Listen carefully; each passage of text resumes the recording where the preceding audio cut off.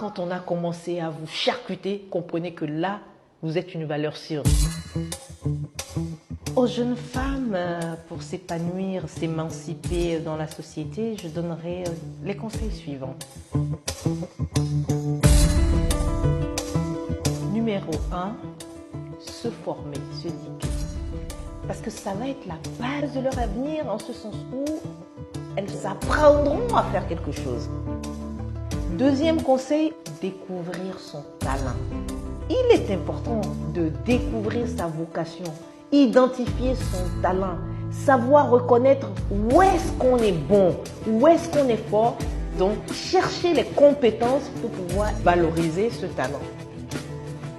Troisièmement, avoir de l'audace. Ça, je n'arrête pas de dire aux jeunes femmes, il faut avoir l'audace, il faut avoir du cran. La société va me traiter de tous les noms d'oiseaux, mais moi, c'est ce que j'ai envie de faire.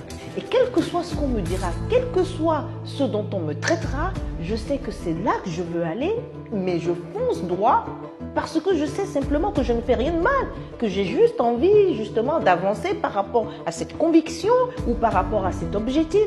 Et je dois aller de l'avant. Il n'empêche que dans ce parcours, dans ce processus, je peux tomber, je peux avoir des échecs, je peux avoir des difficultés, je peux recevoir des coups. Mais quand je me dis que je dois foncer et que ce sont mes convictions, je fonce et j'apprends de mes erreurs ou j'apprends des erreurs des autres dans mon environnement. Donc justement, je quitte l'audace et j'en arrive à la résistance. Il faut apprendre à résister aux écueils que la société, parfois, de façon très injuste, nous met.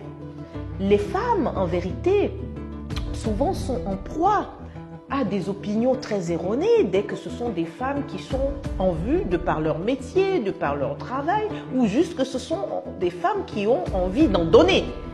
Et vous ne pouvez pas en donner, vous ne pouvez pas avoir de la visibilité sans créer la jalousie humaine.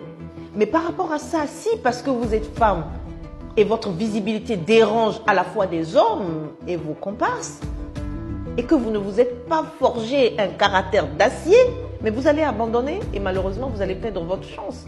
La résistance à toute forme d'exclusion, la résistance à toute forme d'exaction. Parfois, ce sont des exactions morales. C'est-à-dire que tellement on aura rabâché des bêtises sur vous que parfois vous vous regarderez dans la glace, vous allez dire, mais écoutez, je ne suis pas celle qu'on veut faire passer pour. On ne jette la pierre qu'à l'arbre qui porte des fruits. Quand on a commencé à vous charcuter, comprenez que là, vous êtes une valeur sûre. Foncez. Enfin, il faut garder du cœur. Ne pas oublier que vous êtes une femme. Que vous serez amenée à tempérer à un moment ou à un autre les ardeurs. Que parce que vous êtes une femme, vous ne devez pas perdre ni votre féminité, ni votre humanité, ni votre humanisme. Vous êtes un ensemble d'énergie, de caractère, mais de cœur, de tendresse, d'amour. Vous restez une femme sur ses hauts talons. Vous restez très féminine, très chic. Et ça, il n'y a juste pas de prix à cultiver ensemble ce caractère, je dirais, holistique de ce que c'est que la femme.